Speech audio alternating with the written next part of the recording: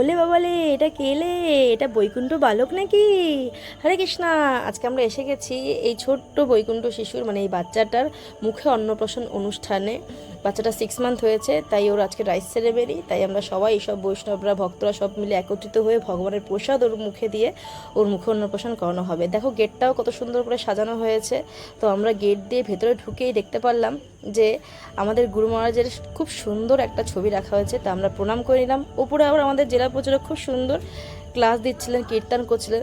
এই প্রভু যখনই কীর্তন করে, প্রভুর কীর্তন এত জমে যায় যে সব ভক্তরা নৃত্য করতে বাধ্য হয়। দেখো মাতাজিরা কত সুন্দর নৃত্য করছে, প্রভুর কীর্তনই এমন। তো আমাদের প্রত্যেকটা পেরেন্টসের কিন্তু নিজেদেরও কৃষ্ণ ভক্তির পথে থাকা উচিত এবং নিজেদের বাচ্চাদেরও কিন্তু কৃষ্ণ ভক্তির শিক্ষা দেওয়া উচিত ছোট থেকেই।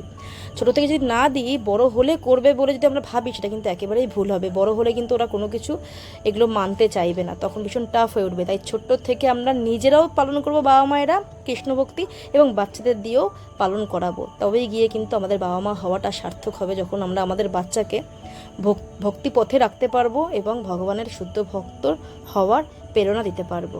হরে কৃষ্ণা, হরি বল।